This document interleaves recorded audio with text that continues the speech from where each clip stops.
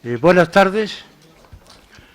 Va a dar comienzo el acto de presentación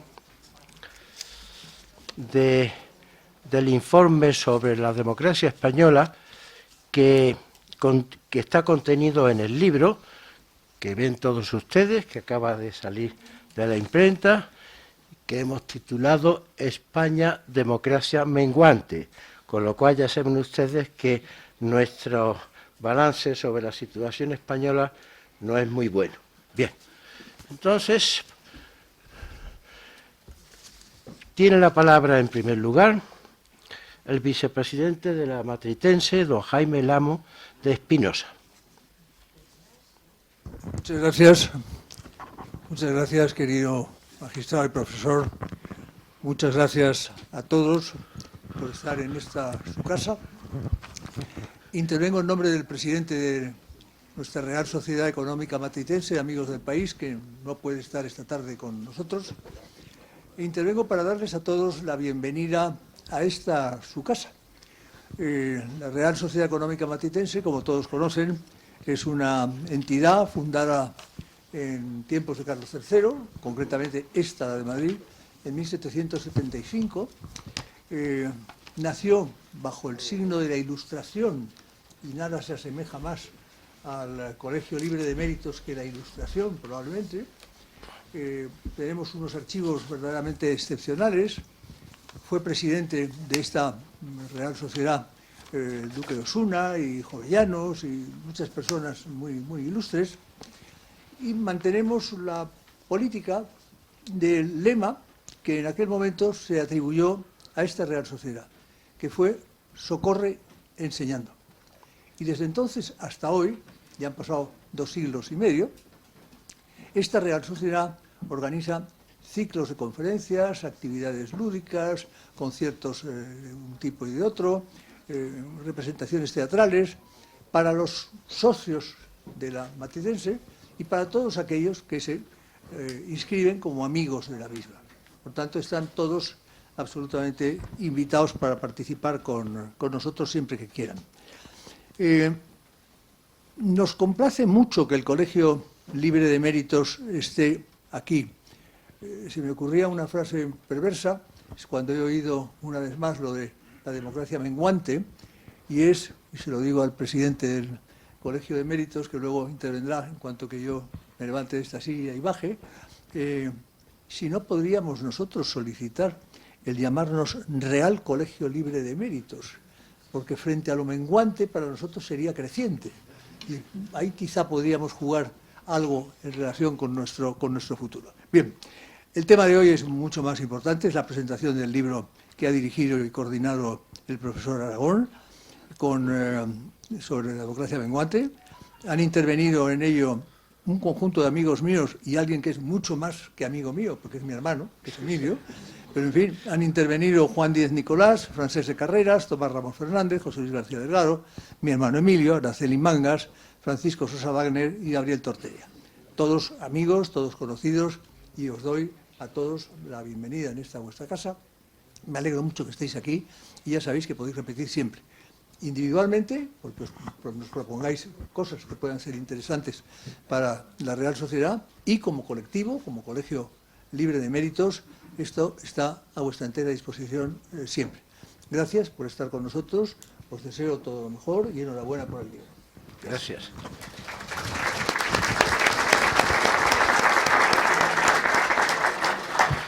Pues bien, después de don Jaime Lamo, tiene la palabra el presidente del Colegio de Méritos, don Fernando Ruiz.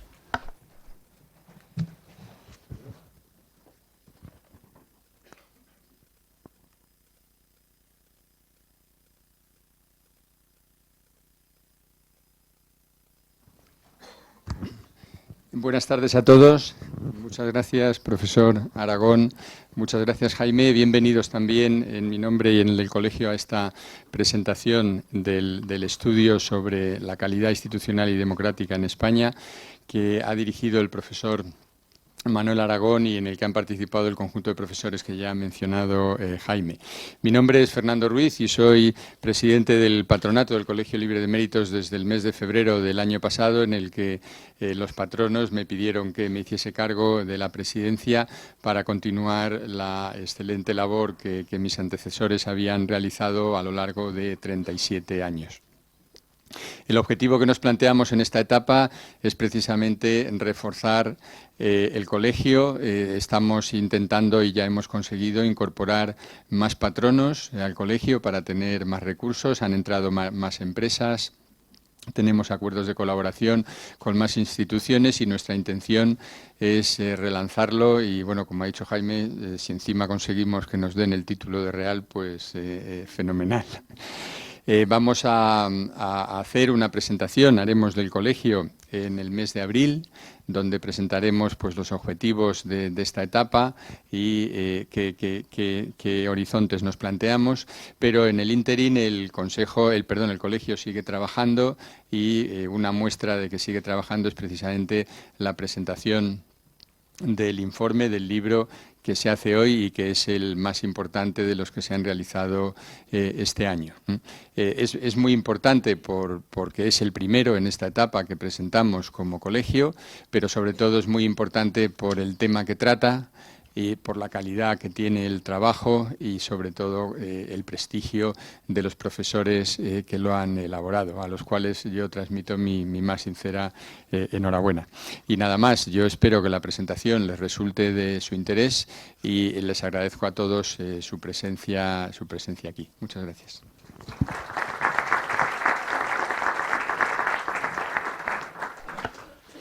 Bueno, pues ahora nos corresponde hablar a los autores, mejor dicho, a la representación de los autores del informe, hoy ya editado como libro.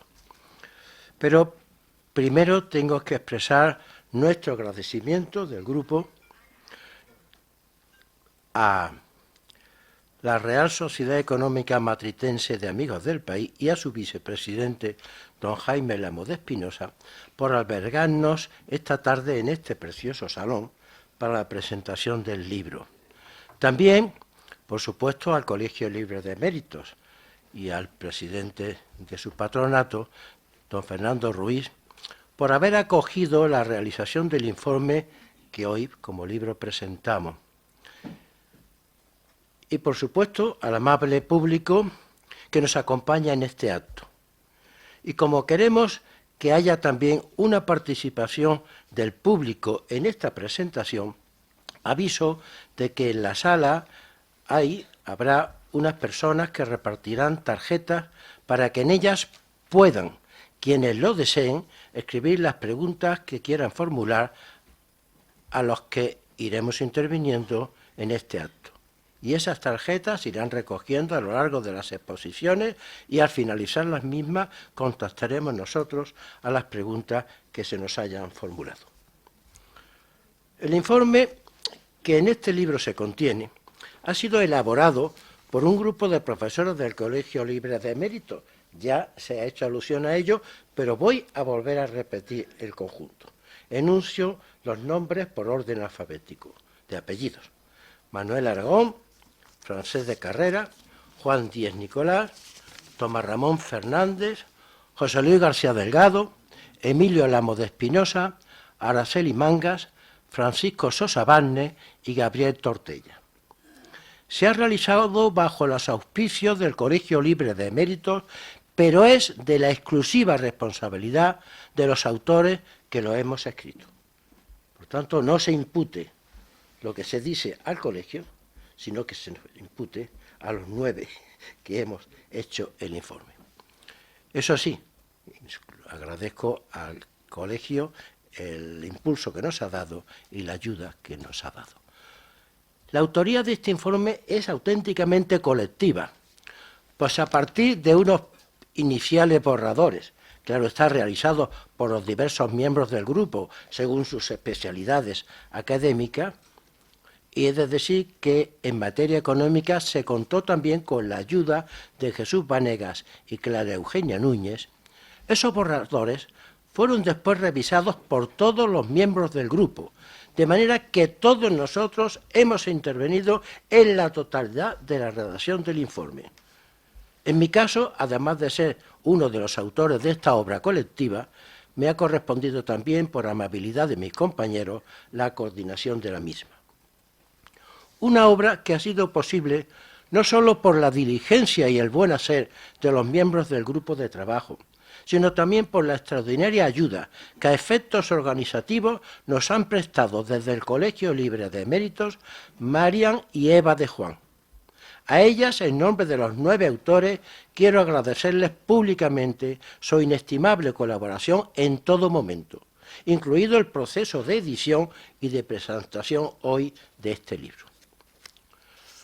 Por razones de agilidad, pero también por no alargar demasiado el desarrollo de este acto de presentación, vamos a intervenir en representación de los 9 autores, Emilio Lamo de Espinosa, Gabriel Tortella, Araceli Mangas y yo mismo.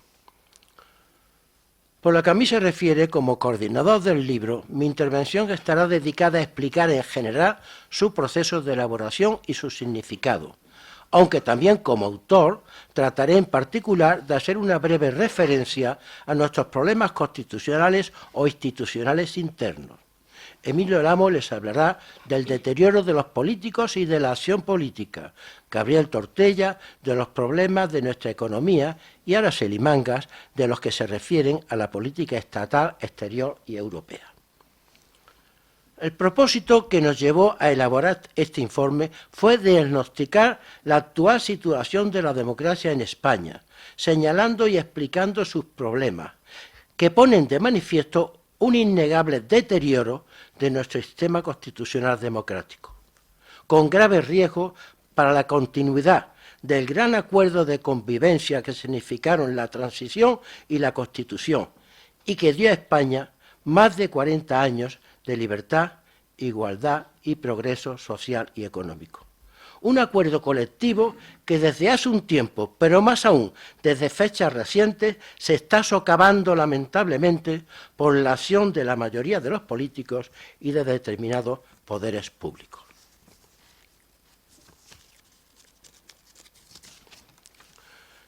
Pero no solo hemos querido dejar constancia de ese malestar, de esa democracia erosionada que ahora estamos padeciendo, sino que también hemos propuesto posibles reformas legales y de la práctica política para salir de esta ingrata situación que no solo pone en alto riesgo la estructura institucional, la división de poderes y los derechos de los ciudadanos, sino también la estabilidad de los negocios y de las empresas, así como la credibilidad internacional de nuestro Estado. El informe, y por ello el libro que lo contiene y que hoy se presenta, está estructurado en 8 capítulos, en los que se pasan revistas sucesivamente al fracaso de los políticos, así como a los problemas de la democracia constitucional y el régimen parlamentario, del sistema electoral y los partidos políticos, de la independencia judicial, del gobierno y la administración, del Estado autonómico, de la política exterior y europea y de la economía.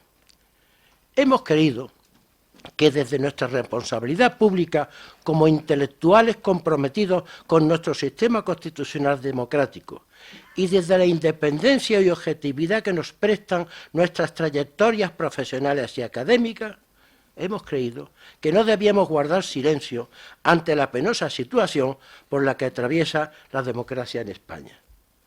Una democracia menguante, como se dice en el propio título del libro. Y hemos utilizado ese término porque no hemos querido retratar de manera demasiado dramática la situación que padecemos, porque en realidad la mengua de nuestra democracia es tanta que si no se remedia pronto puede estar en camino de ser algo peor que una democracia menguante, una democracia desfalleciente.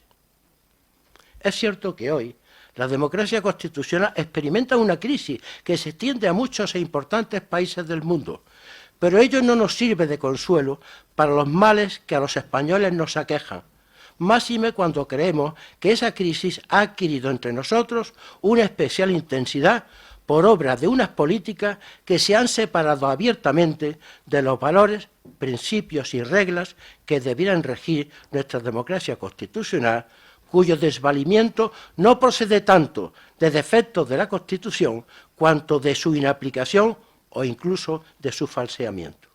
Después me referiré brevemente a eso. Pero antes debo resaltar una característica de este libro.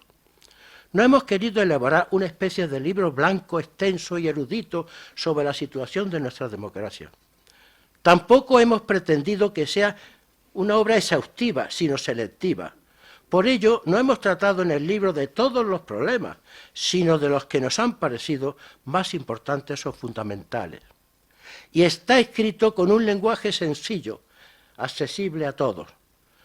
No se trata, pues, de un libro académico al uso, sino de una reflexión en forma de ensayo, porque ese es, a nuestro juicio, el modo más eficaz para que este libro tenga la amplia repercusión que deseamos.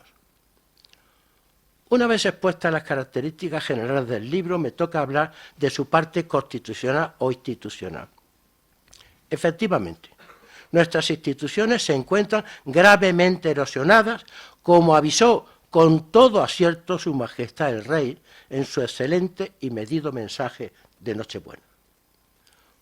Un gobierno presidencialista, tan poco apropiado a una monarquía parlamentaria, y que se mantiene en el poder gracias al apoyo que le prestan enemigos declarados de nuestra Constitución. Una administración pública poco eficiente, donde no siempre rigen los principios de mérito y capacidad. Una justicia cercada por los intentos de ocuparla políticamente, con un Consejo General del Poder Judicial privado de sus principales competencias y gravemente afectado por un retraso ya de más de 4 años en su renovación, y con un Ministerio Fiscal asediado por el poder gubernamental. Un Parlamento irrelevante, tanto en su función de control prácticamente inexistente, como en su función legislativa, deteriorada hasta extremos inusitados, e incluso sustituida por el extraordinario abuso de los decretos leyes que se han convertido en el modo ordinario de legislar. Unos partidos de muy defectuoso funcionamiento y con afán permanente de ocupar todas las instituciones del Estado, incluidas las jurisdiccionales y reguladoras. Una negativa a los necesarios pactos transversales sin los que la democracia no puede mantenerse. Una extrema polarización que tiene al adversario político como un enemigo al que hay que expulsar o destruir. Un Estado autonómico en el que, además de existir escasa coordinación y poca claridad en la distribución territorial de competencias, permite que en parte del territorio nacional se desobedezca abiertamente a la Constitución, las leyes y las sentencias de los tribunales. Esos, entre otros, son nuestros más graves problemas actuales, que en el libro se detectan y explican, señalando la urgencia de remediarlos y proponiendo al efecto de determinadas reformas, como antes dije, legales, pero también de la práctica política, porque sin el derecho no puede hacerse nada efectivo, pero solo con el derecho no se puede hacer todo. Es preciso, en consecuencia, abrir cuanto antes un serio debate público sobre todo esto, y justamente para ayudar a ese debate hemos escrito el libro que hoy se presenta. Desde que se envió a la imprenta en noviembre hasta ahora, se han producido más acontecimientos verdaderamente lamentables, algunos muy graves, entre ellos la eliminación del delito de sedición, la rebaja del delito de malversación o las desvergonzadas maniobras para desnaturalizar al Tribunal Constitucional. Si el libro alcanzará una segunda edición, ya los tendríamos en cuenta para reflejarlo en el nuevo texto. Pero de todos modos las reflexiones que ahora en el libro se contiene ya hacían prever que esos acontecimientos y quizás otros peores podían llegar a producirse. En las manos de los políticos que quieran por fin ejercer con responsabilidad sus funciones y por supuesto en las manos de los ciudadanos empeñados en que nuestro sistema democrático no se pierda, está que esa deriva pueda contenerse y que España en el inmediato futuro deje de ser una democracia menguante para convertirse, como los autores de este libro deseamos, en una democracia creciente. He terminado.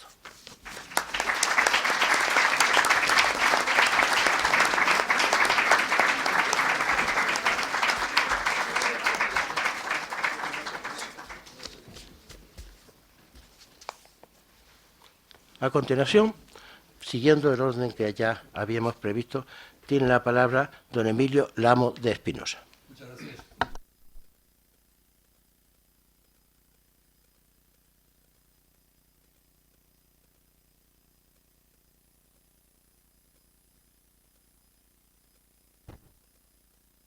Ay, perdón. Me toca, decía, presentar la parte sociológica que la hemos elaborado conjuntamente el profesor Juan Díaz Nicolás y yo. Parte sociológica cuya idea central es esta, lo acaba de mencionar Manuel Aragón, el fracaso de la política, en el cual desarrollamos tres ideas, ¿no? La primera es lo que consideramos el problema principal actual de la política, que es la desafección de los españoles con el sistema político en general. Este es un problema genérico. En segundo lugar, ¿cuál es la causa de esa desafección?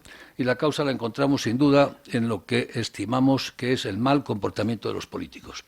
Y cuando nos preguntamos, en tercer lugar, cuál es la causa de ese rechazo de los políticos, la conclusión que extraemos es que es el contraste entre una política radicalizada y polarizada y una ciudadanía que no lo está y que no quiere estarlo. Vamos a lo primero, la deslegitimación de la política. Y puede que no haya modo mejor de comenzar esta presentación que examinando lo que el CIS llama la confianza ciudadana en el sistema gobierno-oposición. Una serie histórica de datos, la vemos aquí, que comienza en 1997 y se continúa hasta el presente. El gráfico se ha sacado de la página web del CIS, tal y como está, no es mío, es pues casi oficial, es el gráfico del Centro de Investigaciones Sociológicas y contiene series de datos de larga duración, no del actual CIS, cuya credibilidad podríamos quizás poner en entredicho. Un gráfico que nos dice con claridad que había un nivel razonablemente alto de confianza hasta el año 2004, cercano o superior al 50%, confianza que se deteriora por causas evidentes a partir del año 2004, aunque ese mismo año alcanza un máximo de 60%, pero inmediatamente empieza a descender de modo continuado y casi dramático hasta colocarse cerca del 20% 10 años más tarde, es decir, una caída de 40 puntos. Desde entonces se ha recobrado, como vemos al final, pero muy moderadamente y con altibajos. Así pues, y esto es interesante, se puede datar en 2004, con el primer gobierno de Rodríguez Zapatero, el comienzo del deterioro de la política española, de la credibilidad en el sistema gobierno-oposición. Una fecha que es importante, pues muestra algo relevante, y es que la crisis política comenzó antes que la crisis económica del 2008 y no es, por lo tanto, su consecuencia, como suele decirse. Podríamos decir aquello de es la política estúpido, no es la economía. El gráfico anterior, el gráfico este, recuerda al de un enfermo terminal o al de una empresa en quiebra, y es lo que puede ser una empresa, en todo caso, con serios problemas de legitimidad y de credibilidad. Una falta de legitimación del sistema gobierno-oposición que se manifiesta también en la credibilidad de las instituciones.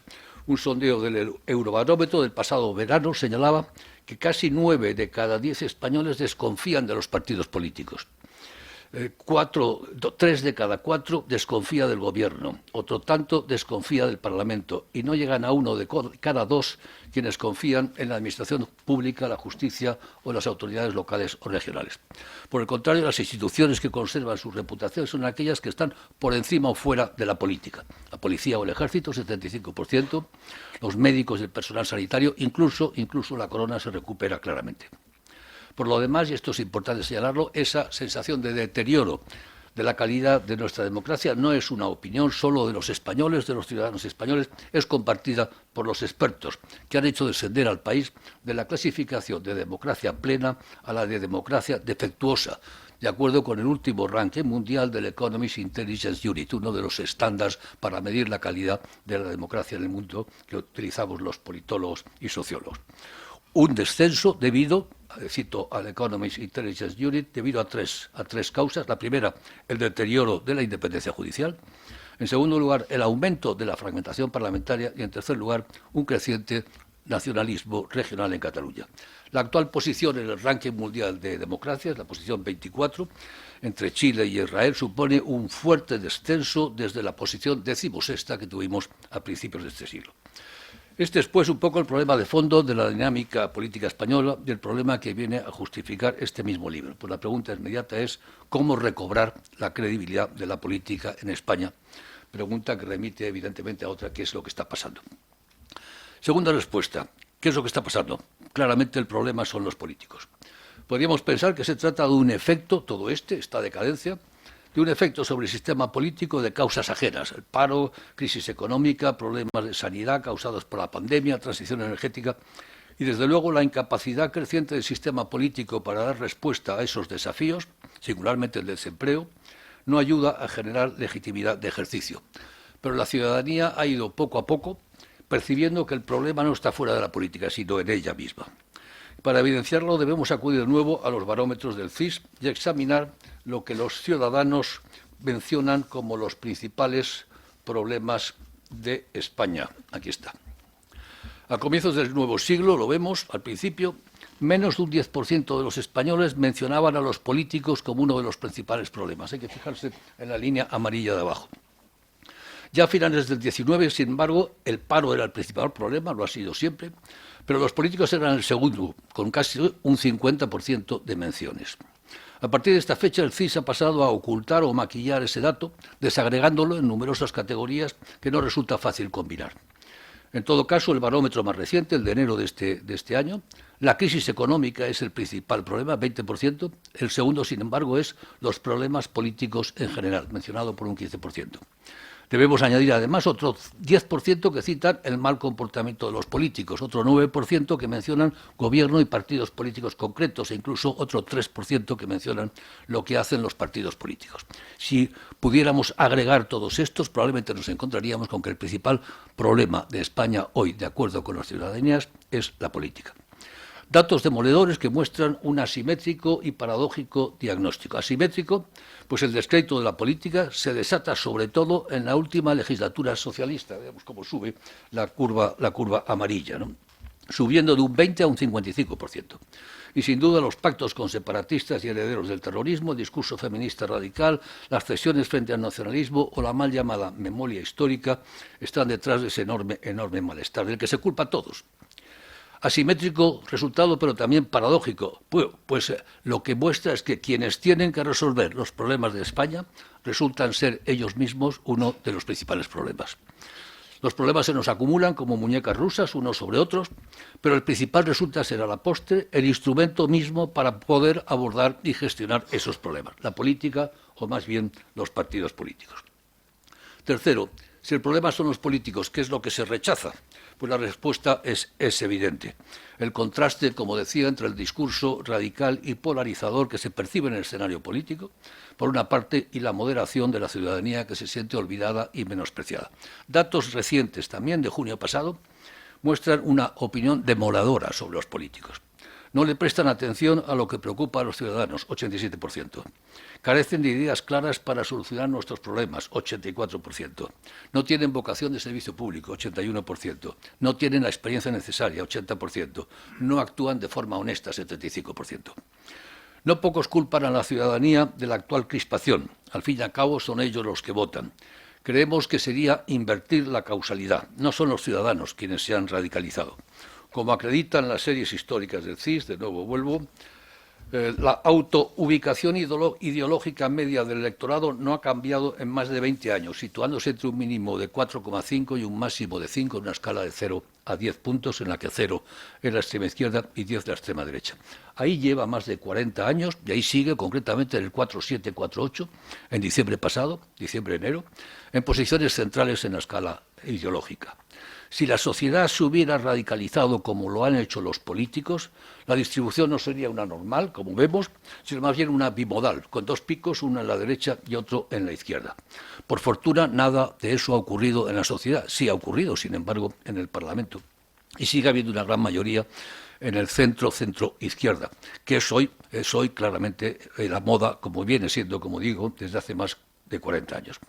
Cabe, pues, concluir que el bibloquismo, los cordones sanitarios, la falta de entendimiento entre la derecha y la izquierda son una impostación de los políticos que no existe entre los representados.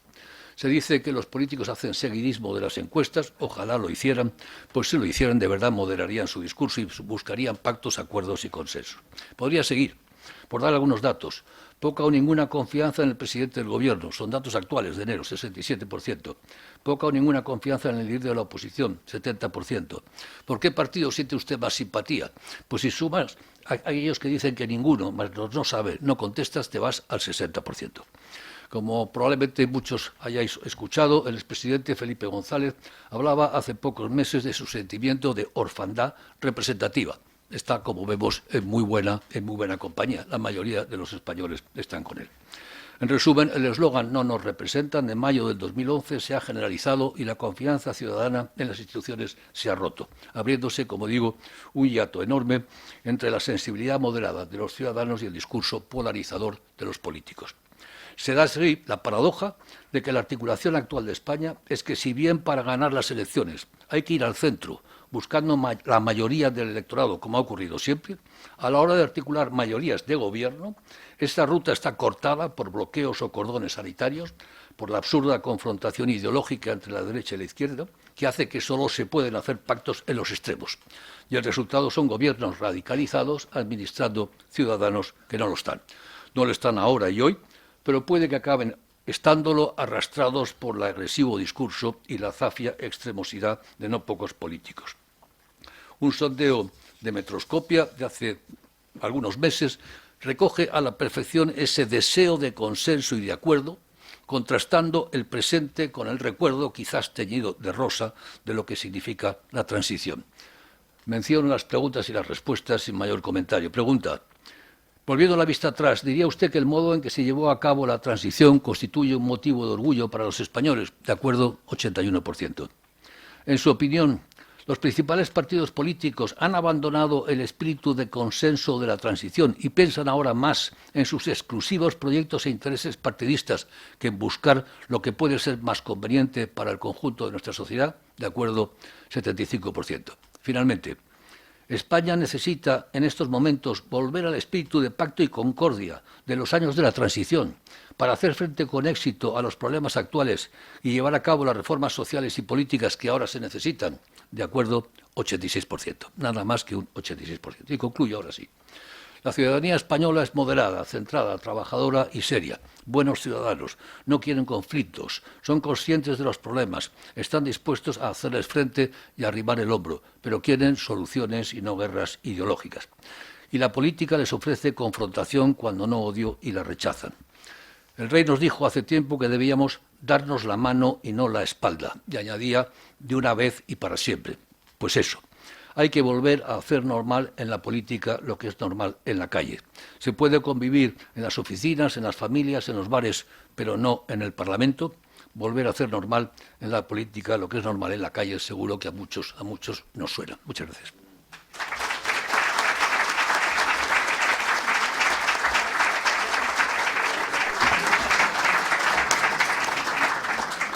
Tiene la palabra a continuación don Gabriel Tortella. Muchas gracias a todos. Para abreviar, me sumo a los agradecimientos que ha expresado nuestro coordinador, pero le voy a hacer una pequeña corrección. Él no es coordinador de este libro por la bondad de los otros colaboradores. Su bondad nos ha permitido sumarnos a un proyecto que él ofreció desde el principio. Eso debe quedar claro. Y tu modestia creo que ha tergiversado un poco la realidad, Manolo. Una vez, cuando nos repartimos un poco, creamos un poco en el colegio pues unas áreas de interés y propusimos temas de trabajo. Y yo, cuando vi el que proponía a Manolo, inmediatamente dije, yo quiero colaborar en esto. Y evidentemente lo mismo ocurrió con muchos de los que estamos allí, porque, como veis, pues 8 o 9 nos hemos sumado al carro, en realidad más. En cuanto a mi trabajo, cuando lo veáis os sorprenderá que no tiene ningún gráfico, a pesar de que voy a poner varios gráficos ahora. Este es el primero. Yo pensé, bueno, esto es un libro hecho sobre todo por juristas, y si yo empiezo a dar gráficos, pues quizá el lector pues pierda el interés, es decir, a los economistas nos gustan mucho los gráficos, pero al común de los mortales no, y entonces pues lo dejé sin gráficos. Pero después leí el trabajo de Juan Díez Nicolás y de Emilio y me encantaron los gráficos que acabáis de ver. Y dije, qué gráficos más bonitos.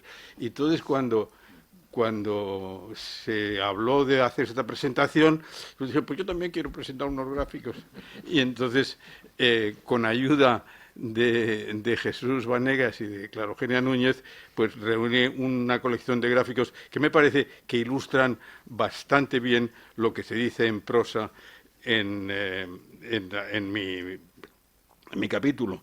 Y desde luego, si hay una segunda edición, yo incorporaré algunos de esos gráficos y estaré más contento y me parecerá que yo pienso, como mucha otra gente, que un gráfico es más elocuente que 1000 palabras, como se dice. Vale, una imagen vale más que 1000 palabras. Entonces, pues, efectivamente, como veréis, esto es muy claro. Cuando estaba pensando en lo que iba a decir aquí, oía por la radio o leí en el periódico que el gobierno quería que durante la campaña electoral que ya está en auge, pues centrarse en temas económicos, porque hay otros que querría olvidar. Y yo pensé, mal debe estar este gobierno cuando quiere plantear las cuestiones económicas, porque las cuestiones económicas, este gobierno tiene una ejecutoria muy mediocre por no utilizar palabras más fuertes. Y yo también tenía un poco la observación, que no voy a callarme, de que ya la tesis del presidente, como la tesis de economía del presidente, no hacía presagiar nada bueno sobre la política económica de este gobierno. Y efectivamente yo creo que ha sido así. Y entonces yo creo que unos pocos gráficos van a mostrarlo. Este primer gráfico nos muestra pues la evolución de la renta nacional española en los últimos, pues desde la, si no recuerdo mal, prácticamente la transición a la democracia. Y como se puede ver, pues los últimos 10 años han sido decididamente mejorables. Es decir, hay un paro muy grande. Naturalmente, ante esto, el gobierno nos dirá, sí, pero claro, es que hemos tenido el COVID, hemos tenido la guerra de Ucrania, están hablando continuamente de que esto es lo que les ha impedido hacerlo mejor. Bueno, esto es una manera de embarrar las aguas porque realmente el COVID y la guerra de Ucrania han afectado a todo el mundo y sobre todo a Europa y nuestros vecinos. Esto se puede ver bastante claramente con estas curvas en que la española es la roja, la azul, que está muy próxima a ella, es la media europea, la verde al norte, vamos arriba, es Estados Unidos, y el rosa abajo es Argentina, un país con el tremendo potencial económico de Argentina, pero que, como puede verse, ha tenido una actuación muy mediocre. Yo, cuando estaba también escribiendo estas líneas, pensaba, eso es exactamente cómo querrían que nos comportáramos los ministros de Podemos. Es decir, si los ministros de Podemos se salieran con la suya e hicieran la política que proponen, tendríamos una curva como la de Argentina. Afortunadamente no lo han conseguido y, como se ve, estamos bastante por encima. Pero, en fin, se puede observar que relativamente a las otras curvas, especialmente a la de Europa y la norteamericana, España ha tenido un bache mucho mayor que el de nuestros vecinos. Esto se ve muchísimo más claramente con este otro gráfico, porque este otro gráfico es la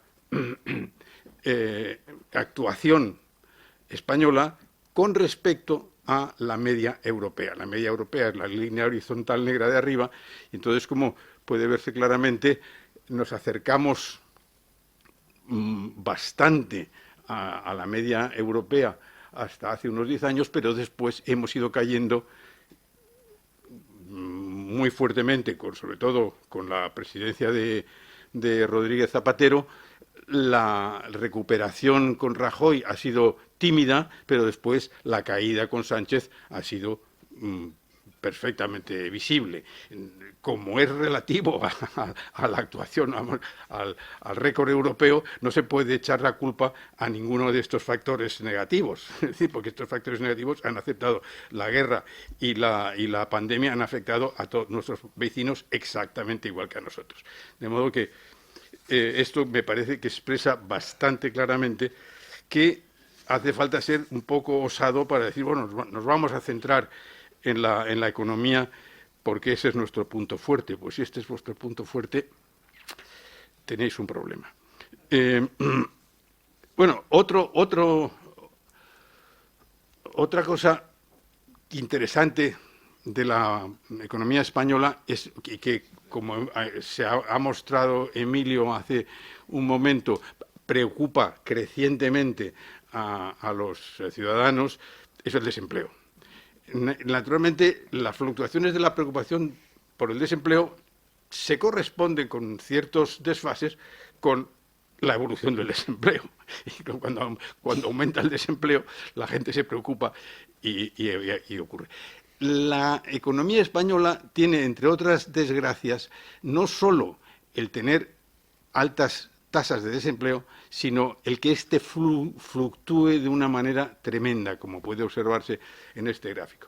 Pero si nos vamos al gráfico siguiente, es menos elegante, pero tiene la ventaja de que muestra cómo evoluciona el desempleo en las distintas legislaturas de distintos partidos. Y puede observarse, lamentablemente, que el desempleo aumenta bajo los socialistas y baja bajo el PP. Esto es vamos, aquí no hace falta. Yo hablo de esto en prosa en el capítulo, pero este gráfico realmente es contundente. El desempleo baja con el Partido Popular y sube con el Partido Socialista, y esto es una cosa. Aquí no hay econometría de ningún tipo, ni nada muy complicado, es lo más sencillo del mundo, pero de la que me extraña que no se hable, porque claro, eso es muy eficaz, muy elocuente acerca de las políticas económicas. ¿Cómo es posible que un partido socialista obrero fomente el desempleo? Es que realmente cuesta entenderlo. Vamos, yo lo que creo es que en economía hay muchas veces que el tiro sale por la culata. Es muy común que intentando proteger a los trabajadores, lo que se haga es hacerles polvo. Y entonces, claro, si nos empeñamos en subir el salario mínimo más deprisa que del aumento de la productividad, pues las consecuencias son que las empresas no amplían plantilla, despiden gente, etcétera, etcétera. Y entonces es exactamente el tiro por la culata lo que están produciendo estas políticas de los partidos socialistas, porque realmente el gráfico lo muestra con una claridad meridiana. Además, es que es una y otra vez. Es decir, aumenta. Es verdad que aumentó también con Suárez, como se puede ver desde el principio.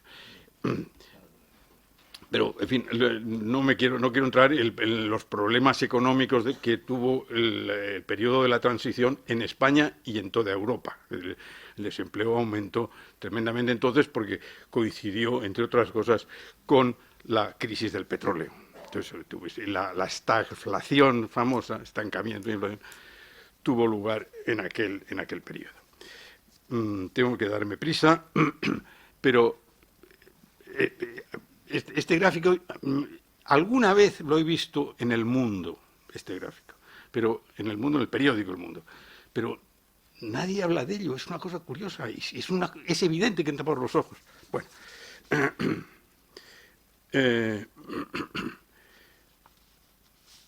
unos me podrían decir, sí, pero en el periodo final de Pedro Sánchez hay unas fluctuaciones raras, es decir, no parece no parece estar subiendo.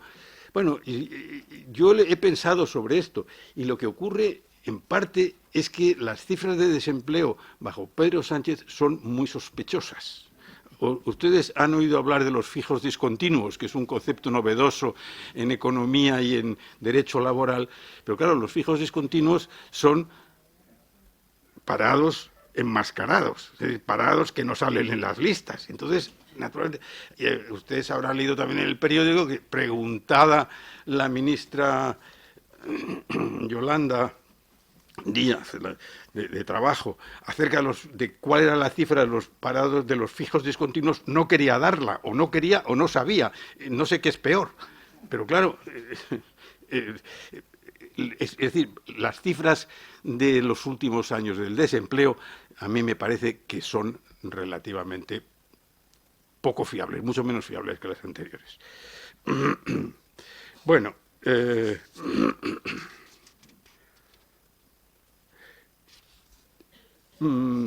se me echa el tiempo encima.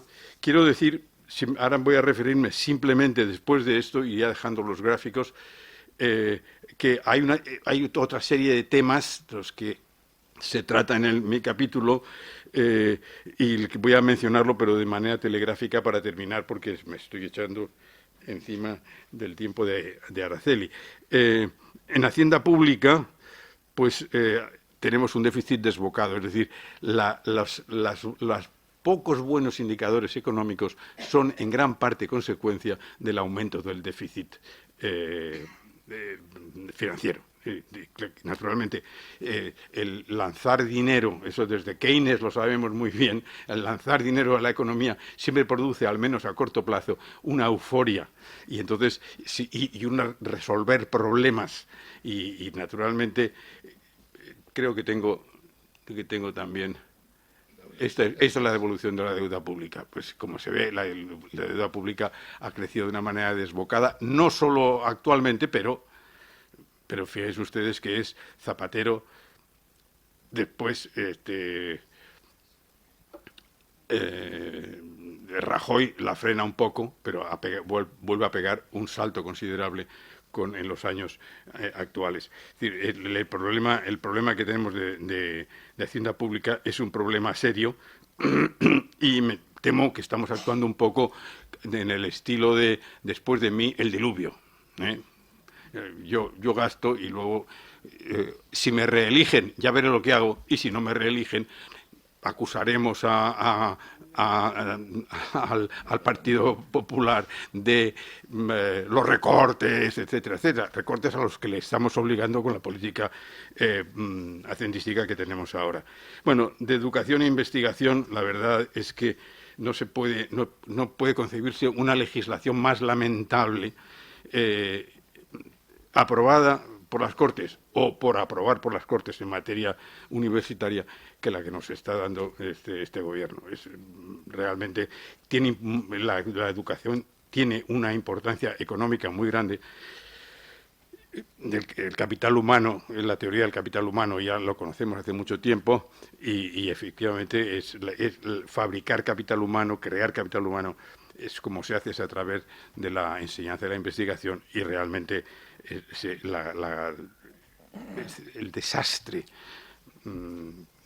educativo que vivimos es muy lamentable. Bueno, cuestiones de libertad de mercado, competitividad, etcétera, pues también es alarmante y hay que pensar un poco en que tiene sus ventajas el sistema de las autonomías, las comunidades autónomas, pero las comunidades autónomas han contribuido a poner, no ya el caso de Cataluña, que es proverbial, pero a poner barreras, es decir, a fragmentar o parcelar el mercado.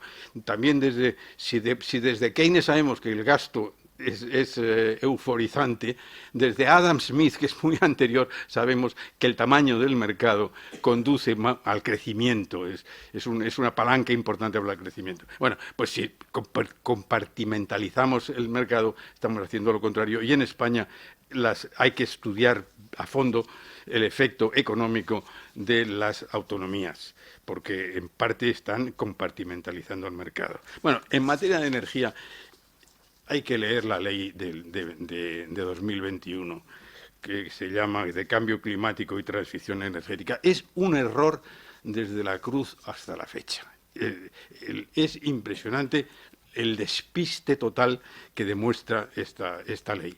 Y es una ley que habría que derogarla inmediatamente. Es una ley en que dice que no solo no se puede extraer petróleo en el territorio nacional, sino que no se puede ni siquiera investigar acerca si hay o no petróleo. Que es que realmente es demencial. Y naturalmente, una energía tan limpia como la atómica, ¿cómo se dice? Nuclear, descartada también. Entonces, claro, España se ha convertido en muy pocos años de uno de los países que tenía una energía más barata a ser uno de los países que tiene la energía más cara. Es impresionante lo que hemos conseguido. Bueno, y hay un capítulo que a mí me interesó cuando trabajé con él, que fue el de la seguridad jurídica. En España tiene, y eso yo creo que afecta a todos nuestros amigos juristas, que tantos hay aquí, es importante que los juristas se den cuenta de hasta qué punto la rigidez jurídica y el no intervenir, no entender y no aplicar bien el derecho nos sale muy caro.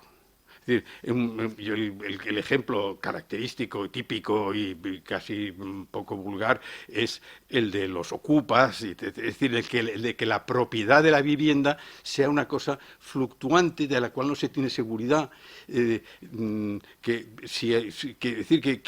todo propietario de un inmueble o de un piso que alquile sepa que tiene una probabilidad de que se le expropie, de hecho. Entonces dicen, no, es que los jueces piensan que, claro, que los pobrecitos que no tienen una vivienda tienen derecho a una vivienda y cuando la ven vacía, pues tienen derecho. Dice, bueno, pero vamos a ver, si esto es así, si ese problema de la vivienda existe, entonces es el Estado el que tiene que proveer. Lo que no se puede pedir es a un particular que asuma los problemas de déficit de vivienda que son responsabilidad del Estado. Y esto es una cosa que no es difícil entender cómo hay jueces que no entienden esto. Pero bueno, ocurre así. Hay muchísimo más problema de seguridad jurídica, pero tengo que poner fin a esta exposición. Muchas gracias.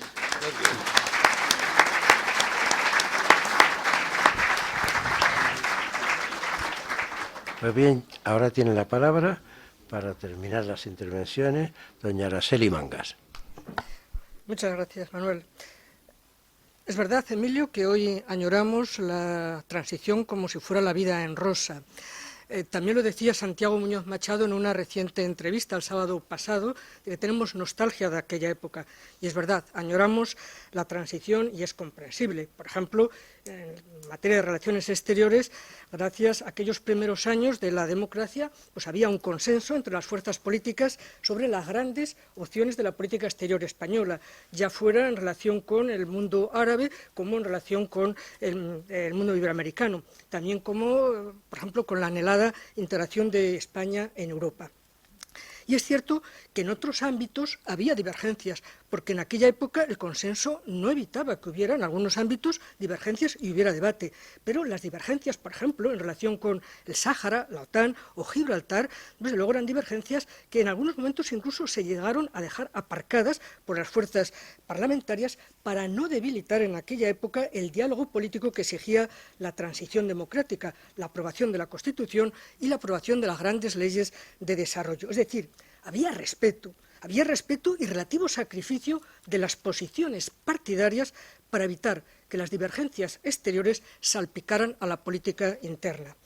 Durante casi 20 años en nuestra democracia, el respeto interno favoreció un amplio entendimiento exterior, eso sí, controlando ciertamente las divergencias y sobre todo lo que hubo un general reconocimiento desde fuera de España, desde el exterior, a la consolidación democrática de España. Éramos el ejemplo para todo el mundo y también un ejemplo por las reformas estructurales que se llevaron a cabo en aquellos primeros 20 años de democracia.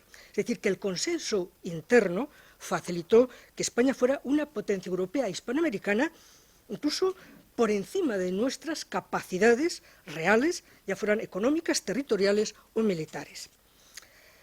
Pero claro, después y ahora La ruptura del diálogo, la falta de respeto entre las fuerzas políticas, los vaivenes en la defensa de la unidad nacional, la deslegitimación mutua o la ausencia de reformas estructurales de hace muchos años han precipitado el descrédito de España en el exterior y debilitado la defensa de nuestros intereses.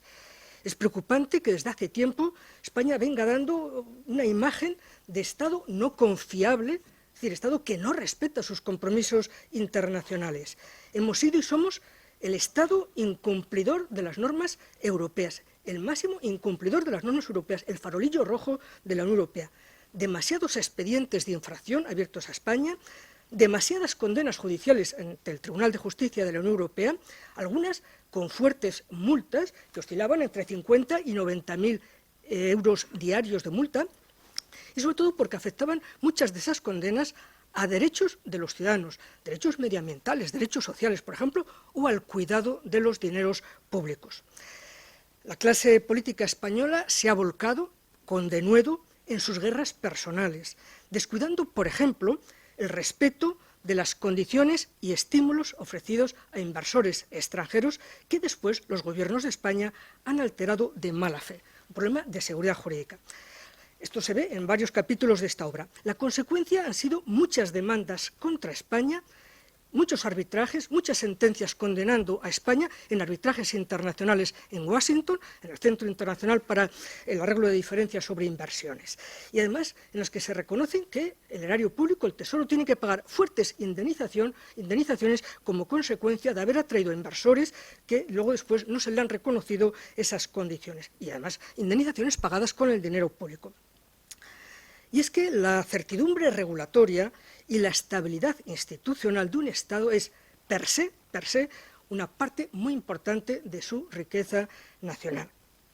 Como muestran varios capítulos de esta obra, la proliferación de normas, la mala redacción, las modificaciones atropelladas, lo hemos vivido en los últimos meses, también deficientes disposiciones derogatorias y transitorias, junto a cambios en la fiscalidad, cambios bruscos como el reciente sobreimpuesto al ahorro, no ayudan a atraer a inversores extranjeros y, lo que es más grave, no permite anclar en España los ahorros propios.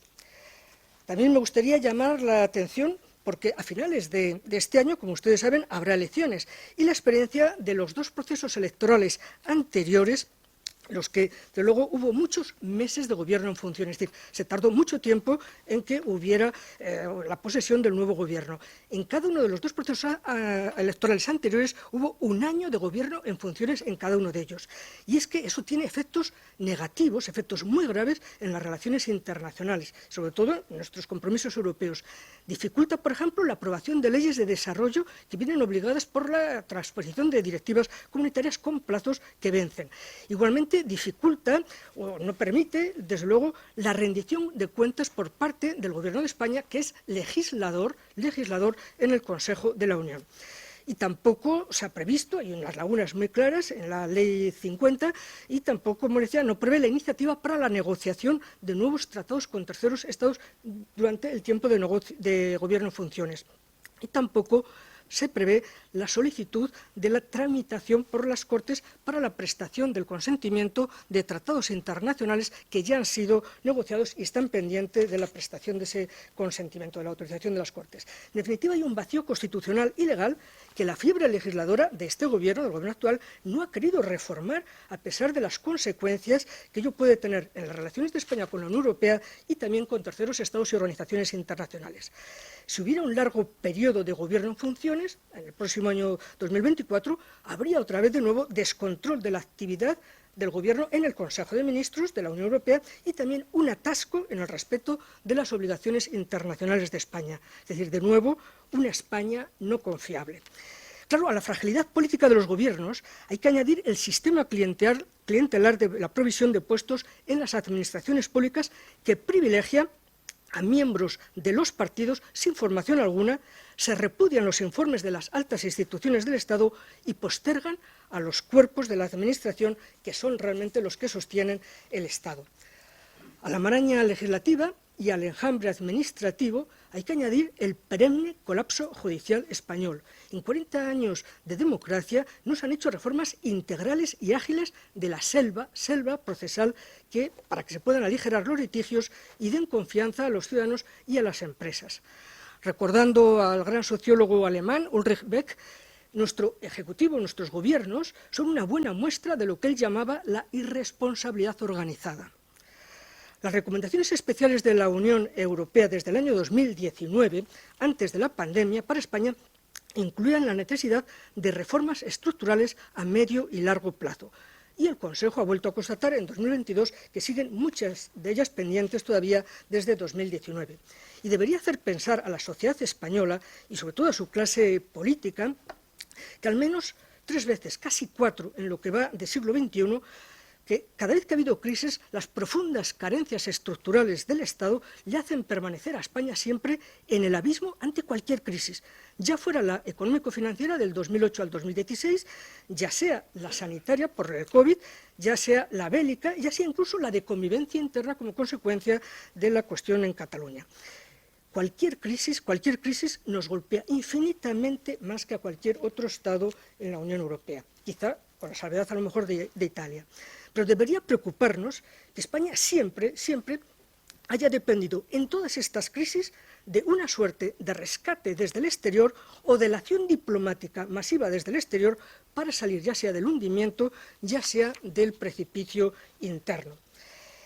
También se argumenta en varios capítulos de nuestra obra, y es preocupante, que nuestra democracia constitucional haya ido derivando hoy en un régimen presidencialista, se ha referido a él también Manuel Aragón, en el que el presidente, por ejemplo, en materia de relaciones exteriores, absorbe todos los poderes en materia de relaciones exteriores. El papel del presidente ha sido agobiante, con intereses personales o de partido, en todo caso cortoplacistas, inmiscuyéndose en el día a día de la política exterior, sin tener en cuenta las implicaciones técnico-jurídicas de muchas de sus decisiones personales, tampoco teniendo en cuenta las consecuencias políticas o energéticas de tales decisiones atolondradas y sectarias desde Moncloa. Les pongo 3 ejemplos.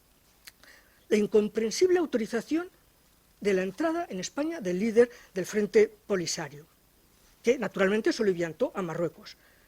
Al poco después, vaivén pendular, reconociendo de facto la soberanía marroquí en el Sáhara ocupado y, naturalmente, soliviantando claramente a Argelia y con la crisis energética que ello ha podido suponer para nosotros. O el asunto, por ejemplo, Ábalos Delcy Rodríguez, el de la famosa vicepresidenta venezolana, que el gobierno llegó a negar que hubiera estado en España porque al parecer entienden que el espacio aéreo de España no forma parte de nuestra soberanía, ni tampoco el aeropuerto de Barajas fuera territorio español. Pero no entro ya en esa cuestión de ignorancia de cuál es el territorio de España, sino que sobre todo infringieron medidas restrictivas obligatorias establecidas por la Unión Europea. Eran medidas obligatorias. Bueno, no ha pasado nada, pero si ese hecho hubiera ocurrido ahora, desde el mes de noviembre, la Unión Europea considera que cualquier infracción a medidas restrictivas de la Unión Europea es equiparable en la nueva normativa desde el mes de noviembre a un delito tan grave como el de terrorismo, como el de tráfico de personas, como el de tráfico de drogas, como el tráfico de armas, como el blanqueo de dinero, etc. Es decir, las cosas pueden cambiar. Bien, siempre prevaleció en esas situaciones la oscura decisión de una sola persona y, por tanto, su interés individual, sin debate en el Consejo de Ministros y tampoco sin debate parlamentario. En otro orden de cosas, tampoco ayuda a la fortaleza de la política exterior de España la utilización asilvestrada de los medios disponibles de acción diplomática al margen de los intereses generales del Estado y de la propia Constitución. Me refiero a lo que se llama habitualmente las embajadas catalanas. Las delegaciones catalanas y el conjunto de la acción exterior catalana han buscado romper el principio de la unidad de acción exterior del Estado, presentando a España y a Cataluña como una confederación de Estados, como una dualidad, con claro perjuicio al interés general y la falta de respeto de la Constitución. Cataluña se ha presentado ante el mundo como una entidad que se representa a sí misma sin que pase nada todavía hoy en el 2023. Aún no sabemos si seremos capaces de aprovechar las sinergias de los fondos Next Generation con las reformas necesarias para lograr una estrategia ganadora. La verdad es que solo las sociedades más avanzadas Y no hace falta tampoco mirar a Francia o a Alemania o a Holanda, basta mirar a Irlanda o a Portugal. Solo las sociedades más avanzadas han aprovechado los momentos críticos de su historia y la afluencia de fondos exteriores para obtener impulso y hacer las grandes transformaciones económicas, sociales y político-administrativas. El Gobierno de España, como ustedes saben, afrontará a partir del 1 de julio de este año la presidencia del Consejo de Ministros de la Unión Europea. No la presidencia de la Unión Europea, cargo que no existe, por tanto, no va a ser un cargo del presidente del Gobierno, solo la presidencia del Consejo de Ministros, una de las 7 instituciones de la Unión. Pues bien, pero hay que reconocer que esa presidencia del Consejo de Ministros de la Unión Europea va a ser en un semestre de clara campaña electoral y en un periodo en el que se ha roto todo signo de respeto a la institucionalidad por parte del propio Ejecutivo español. Termino ya. Una clase política que solo se ocupa de crear tensión interna, de crear problemas, carece de capacidad para defender nuestros intereses en el exterior. Pero la cura principal de nuestros males es interna. Nada más, muchas gracias.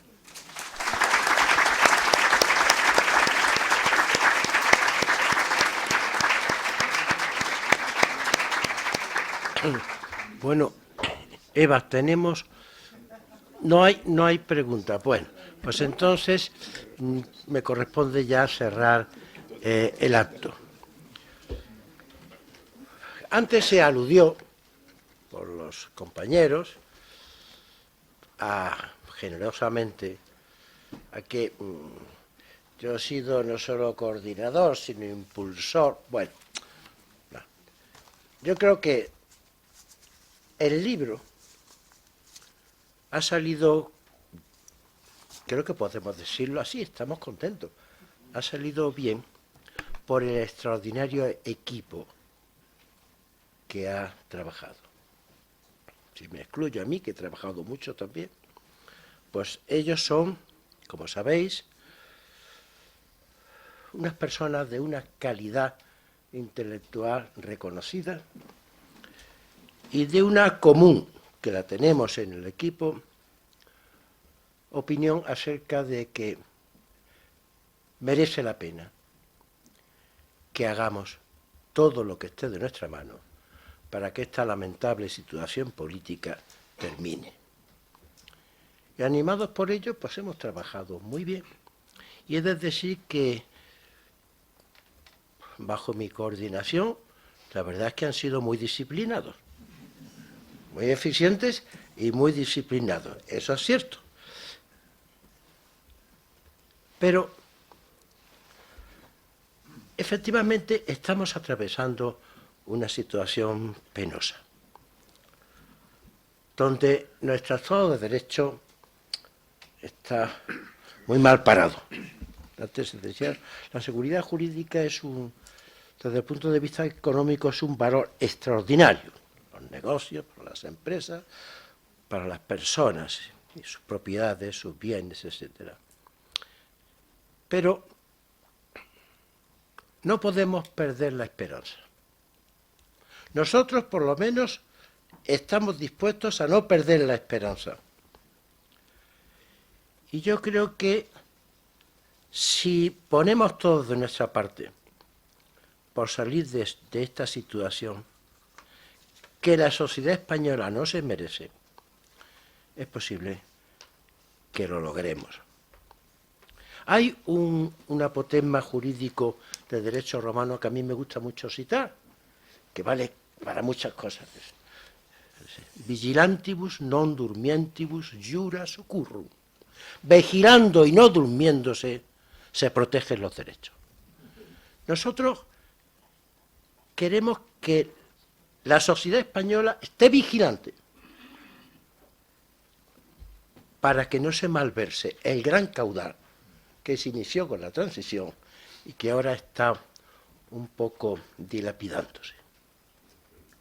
Bien, pues contribuir a que se vigile, contribuir a un debate público necesario ha sido el objetivo de este libro.